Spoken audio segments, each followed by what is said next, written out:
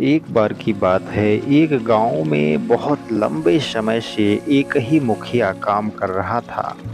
किसी में इतना ताकत नहीं था कि चुनाव लड़के इस मुखिया को हरा दे। यह बहुत सारा धन अर्जित कर लिया था, गांव का कोई विकास कार्य भी नहीं कर रहा था। विकास के नाम पर सरकार से जितने भी पैसे मिलते थे, उससे अपना निजी कार्य करता था। इसका बहुत बड़ा एक भवन भी था। उसी गांव में एक लाल सिंह नाम का आदमी था, जो ये सब देखकर काफ़ी परेशान हो रहा था। न गांव में अच्छी सड़कें थी और ना ही बच्चों को पढ़ने के लिए अच्छे स्कूल थे। एक दिन रामू और लाल सिंह की आपस में मुलाकात होती है और वो बातें करते हैं। अरे रामू, कहाँ घूम रहे हो तुम? बड़े दिनों के बाद दिखाई दिए हो यार। और बताओ, क्या समाचार है तुम्हारी? अरे लाल सिंह भैया, समाचार का क्या कहें, आप देख ही रहे हैं गांव का क्या हाल है। सभी सड़कें टूट गई हैं, ना कोई अच्छे स्कूल हैं। बहुत परेशान है गांव के लोग। अरे हाँ रामू, तुम्हारी ये बात बिल्कुल सही है। इस गांव का जो मुखिया है, विकास का एक भी काम नहीं करता है। गवर्नमेंट के तरफ से जो भी पैसे मिलते हैं, उससे सभी निजी काम कर लेता है। क्या करा जाए? हाँ लाल सिंह भैया, ये कुछ काम नहीं करा रहा है। सभी लोग बहुत परेशान हो चुके हैं। आप इस गांव में समझदार आदमी हैं, आप ही बताइए आखिर क्या किया जाए इसके साथ। देखो रामू, ये मुखिया मुझे हमेशा से ही अपना दुश्मन मानता है। इसलिए मैं चाहता हूँ कि तुम कल अपने गांव की सारी समस्याओं को जाकर उसे बताओ। फिर आगे क्या करना है, हम लोग ये निर्णय करेंगे। ठीक है लाल सिंह भैया, मैं कल ही जाता हूँ मुखिया के यहाँ और अपने गांव की जितनी भी सारी समस्याएं हैं उसके सामने रखता हूँ। देखते हैं क्या बोलता है वो। इसके बाद रामू और लाल सिंह अपने अपने घर को चले जाते हैं और ये अब तैयारी करते हैं कि कल आखिर अगला कदम क्या उठाना है।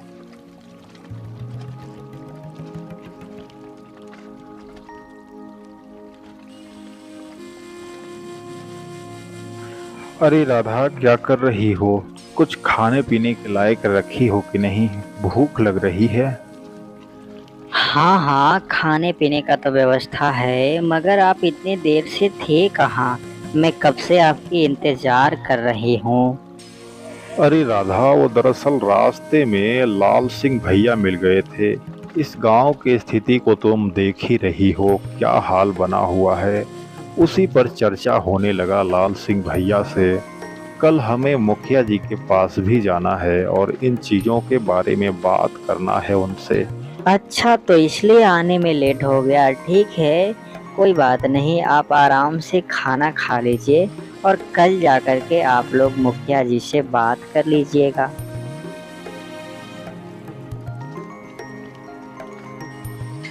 अब अगले दिन जैसे ही सुबह होता है, जिस प्रकार से लाल सिंह ने रामू को समझाया था, ठीक उसी प्रकार वह मुखिया जी से मिलने के लिए उनके घर की तरफ निकल जाता है।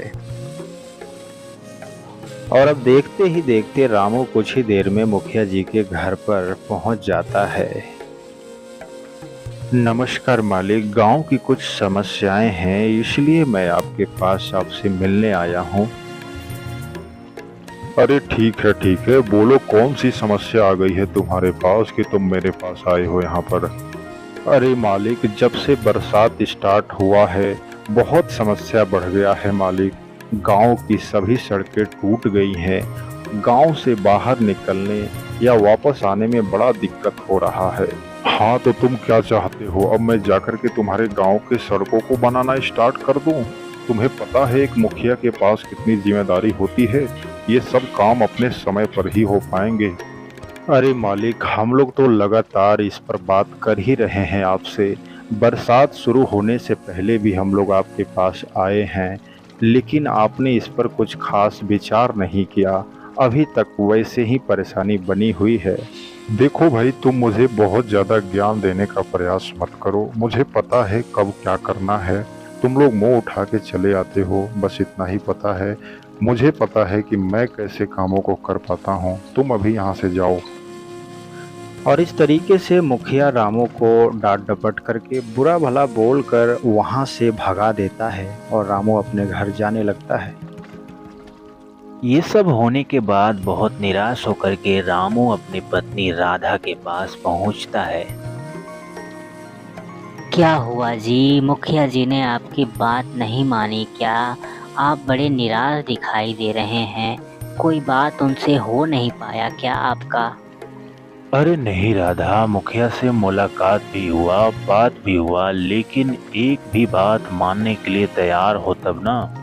मैंने उसको समस्याएं बताई तो वो बोल रहा है कि काम अपने टाइम पर ही होगा, तुम लोग ऐसे मुंह उठा करके मेरे पास मत आया करो। ऐसे में तो बड़ा दिक्कत हो जाएगा जी। गांव के सभी रोड टूट गए हैं, बरसात का मौसम है, बड़ा दिक्कत हो रहा है। आप एक काम करिए, फिर से लाल सिंह के पास जाइए, वहीं कुछ उपाय बताएंगे। इसके बाद फिर रामू लाल सिंह के पास जाने लगता है और दोनों की मुलाकात होती है, एक दूसरे से बातचीत करते हैं। हाँ रामू, कल तुम मुखिया जी के पास गए थे, क्या बातचीत हुआ? कोई बात माना कि नहीं मुखिया जी? कुछ आगे काम कर पाएगा या नहीं, ऐसे ही लौटा दिया तुमको? अरे लाल सिंह भैया, कहाँ वो कोई बात मान रहा है। जैसे ही मैंने गांव की समस्याओं को बताया, वो सीधा बोल रहा है कि कार्य अपने टाइम पर ही होगा, तुम लोग ऐसे मुंह उठाकर मेरे पास मत आया करो। अरे यार रामू, ये तो बहुत चिंता वाली बात है यार। अगर मुखिया हमारे गांव के कार्यों को नहीं कर पाएगा तो फिर कैसे होगा? इन सब चीजों के बारे में गांव के लोग जरा भी चिंता नहीं करते हैं, चंद पैसों की लालच में वोट कहीं भी दे देते हैं। हाँ लाल सिंह भैया, गांव के लोग ये चीज जरा भी नहीं समझते हैं, आज उसी का भुगतान करना पड़ रहा है। मुखिया कोई बात नहीं सुनना चाहता है, अब क्या उपाय है आप ही बताइए। देखो रामू, ऐसा नहीं है कि मैं कोई चमत्कार करके सारे कार्यों को आसान कर दूंगा। मैं मुखिया के पास जाकर बात करता हूँ, गांव वालों को भी इन वजहों को गिना करके उनको जागरूक करना बहुत ज्यादा जरूरी है रामू। अरे लाल सिंह भैया, आप मुखिया जी से जाकर के बात करेंगे, ये बात तो समझ में आ रही है, लेकिन गांव वालों को जागरूक करेंगे, इससे क्या फायदा होगा लाल सिंह भैया? देखो रामू, हमें गांव वालों को समझाना है कि आप लोग वोट उसे दीजिए जो व्यक्ति काम करने वाला है। वोट कभी भी उस व्यक्ति को मत दीजिए जो आपको पैसे से खरीद रहा है। अरे हाँ लाल सिंह भैया, अगर हम लोग अच्छे प्रत्याशी को जिताए होते तो आज हमारे गांव के सभी कार्य हो जाते। हाँ रामू, अब तुम्हें बात समझ में आई है। अब चलो हम मुखिया जी के पास जाते हैं और जाकर के उससे मिलते हैं और काम को कराने का प्रयास करते हैं उससे। लाल सिंह और रामू के बीच इतनी महत्वपूर्ण बातें होने के बाद ये दोनों व्यक्ति अपने अपने घरों की तरफ निकल जाते हैं। अब अगले दिन जैसे ही सुबह होता है, लाल सिंह उठता है और सीधा मुखिया के घर के तरफ जाना शुरू कर देता है। अब बस कुछ ही देर में लाल सिंह मुखिया जी के घर पे भी पहुंच जाता है। क्यों भाई लाल सिंह, क्या बात हो गई? क्यों भागे भागे आ रहे हो मेरे पास? अरे मुखिया जी, गांव की स्थिति बहुत खराब हो गया है, रोड टूट गए हैं, स्कूल सही नहीं है, इसलिए ही मैं आपके पास आया हूँ। अच्छा, तो ये सब तुम्हारा ही किया धरा था। तुम्हारे ऊपर मुझे पहले से ही शक था कि इसमें लाल सिंह का ही हाथ होगा, और आज तुम खुद ही चल करके आकर ये सारी चीजें मुझे बता रहे हो। इसमें किया धरा वाली क्या बात है मुखिया जी? अगर गांव में कोई समस्या है, रोड टूट रहे हैं, स्कूल सही नहीं है, तो इसको लेकर के हम लोग कहाँ जाएंगे? आपके ही पास आएंगे। ये चीज अगर आपको बुरी लग रही है तो ये तो एक गलत बात हो गई ना। देखो लाल सिंह, तुम मेरे सामने ज्यादा स्मार्ट बनने का प्रयास मत करो। तुम्हें क्या लगता है तुम्हारे यहाँ आकर के चिल्लाने से मैं काम कर दूंगा? मुझे पता है कि कौन सा काम मुझे पहले करना है और कौन सा काम अभी नहीं करना है, इसलिए तुम जाओ यहाँ से। अरे मुखिया जी, ये क्या बात हो गई? गांव के विकास कार्य से ज्यादा जरूरी आपके लिए कौन सा काम हो गया? आपको जनता का कार्य सबसे पहले करना चाहिए।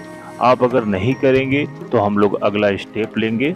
देखो लाल सिंह, तुम यहाँ मुझे धमकी देने आए हो क्या? एक भी काम नहीं करूंगा तुम जैसे लोगों के कहने पर। निकल जाओ यहाँ से फटाफट अभी, नहीं तो धक्के मार कर तुमको यहाँ से भगाऊंगा मैं।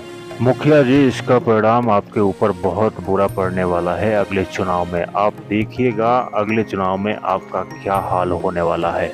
अबे जाओ, क्या बुरा प्रभाव पड़ेगा मेरे ऊपर अगले चुनाव में? कौन खड़ा होगा प्रत्याशी मेरे सामने चुनाव लड़ने के लिए? देखता हूँ किसको तुम लोग खड़ा करते हो और कौन चुनाव लड़के जीत के दिखाता है हमको। निकल जाओ यहाँ से। चिंता मत करिए मुखिया जी, ये तो वक्त ही बताएगा कि कौन आपके सामने प्रत्याशी खड़ा होगा और चुनाव लड़ेगा। बस आप थोड़ा सा धैर्य रखिए, आपको सब पता लग जाएगा। इतनी बातें बोलकर लाल सिंह काफी गुस्से में मुखिया जी के घर से वापस चला जाता है। लाल सिंह की ये सारी बातें अब मुखिया की टेंशन कहीं न कहीं बढ़ा देता है। उसे लगने लगता है कि अगला चुनाव कहीं हाथ से निकल ना जाए। इधर लाल सिंह का गुस्सा 7वें आसमान पर पहुंच गया था। लाल सिंह ने पूरी तरीके से ठान लिया था कि मुखिया को चुनाव हराने के लिए किसी भी हद तक जाना होगा तो जाएंगे।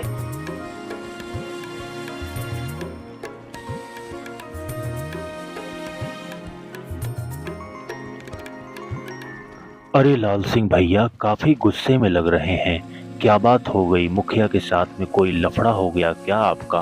अरे रामू, लफड़ा तो होना ही था। ये मुखिया कहाँ किसी का बात सुन रहा है। मैं सोचा कि बातचीत करके कम से कम जो एकदम खराब पड़ी हुई रोड है उसको ठीक करवा दूं, लेकिन ये मुखिया मेरी एक नहीं सुना। अब क्या होगा लाल सिंह भैया, ये मुखिया किसी की बात सुन ही नहीं रहा है और कोई दूसरा तरीका है ही नहीं जिसके द्वारा हम लोग गांव के सड़कों को और अन्य कार्यों को सही करा सकें। देखो रामू, तुम सही कह रहे हो, हमारे पास और कोई तरीका है नहीं। मैंने भी मुखिया को चुनौती दे दिया है कि अगले चुनाव में तुम देख लेना हम लोग क्या करने वाले हैं तुम्हारे साथ। लाल सिंह रामू के साथ खड़ा होकर और ज्यादा बात नहीं करना चाहता था। वो थक चुका था, अब अपने सीधे घर की तरफ निकल गया।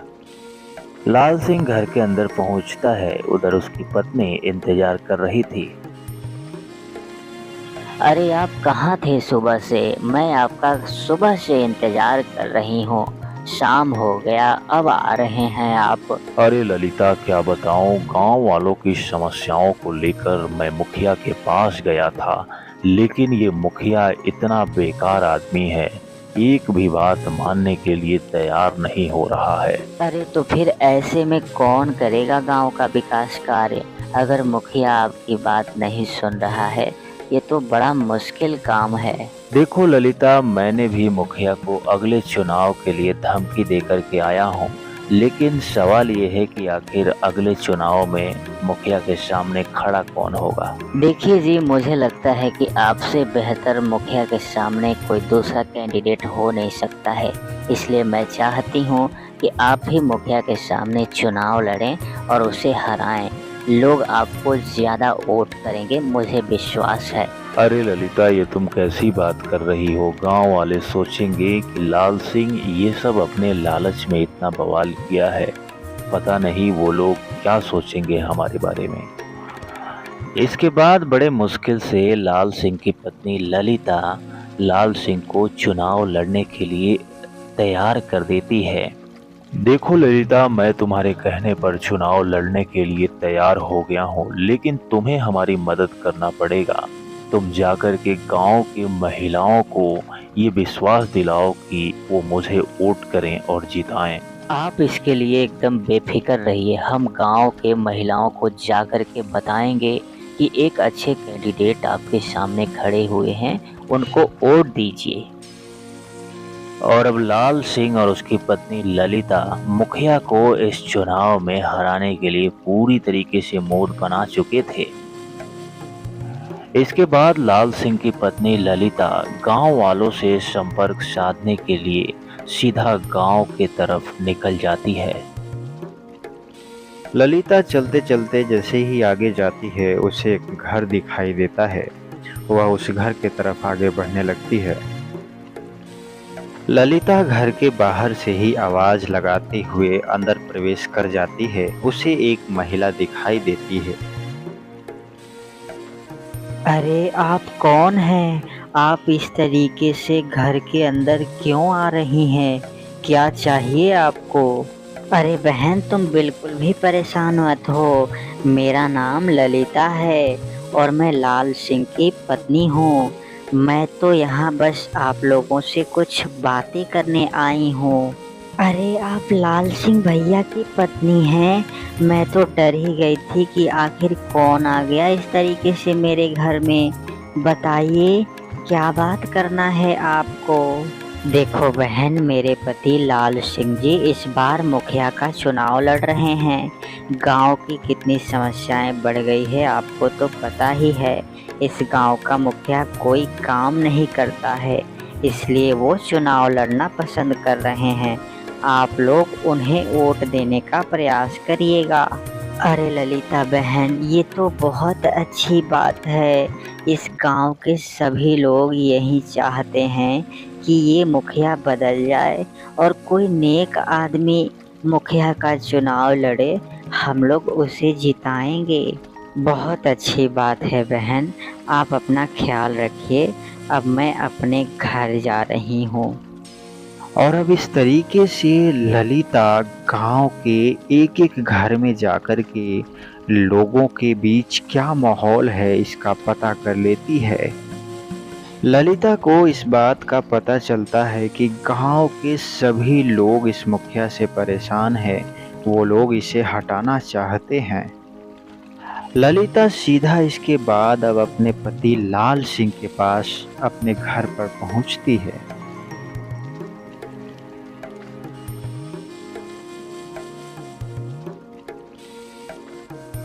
अरे ललिता, आ गई तुम गांव से घूम करके। लोग क्या चाहते हैं? कैसा माहौल है लोगों के बीच में? अजी हम गांव के प्रत्येक घर में गए थे।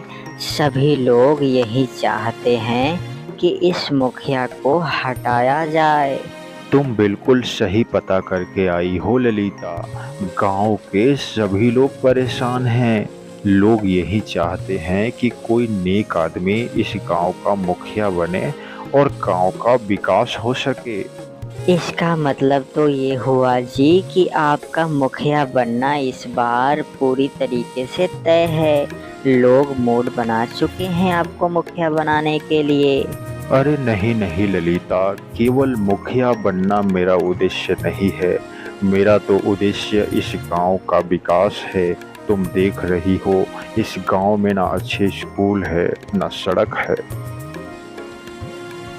अब लाल सिंह को पूरा यकीन हो चुका था कि गांव के लोग मुझे ही मुखिया बनाएंगे।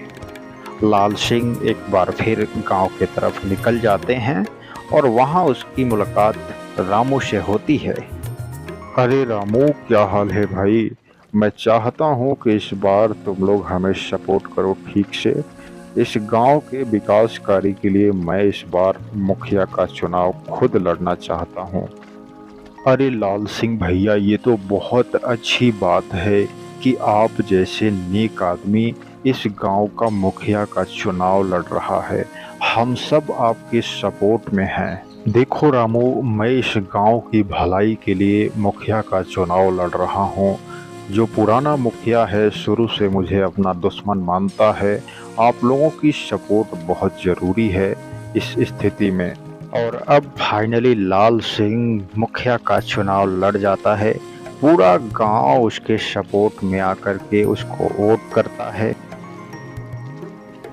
गांव का जो पुराना मुखिया था, लाल सिंह को अपने खिलाफ मुखिया का चुनाव लड़ता देख आग बबूला हो चुका था। दिक्कत तो तब होती है जब गांव वालों ने भारी मतों से लाल सिंह को जिताकर गांव का नया मुखिया बना देते हैं। इधर पुराने मुखिया के पास पछताने के अलावा और कुछ नहीं रह गया था। वो यही सोच रहा था कि मैं लाल सिंह से कहां दुश्मनी ले बैठा। इधर लाल सिंह चुनाव जीतने के बाद धड़ल्ले से विकास के एक एक कार्य को करना प्रारंभ कर दिया था। रोड बनाना सबसे पहले स्टार्ट किया।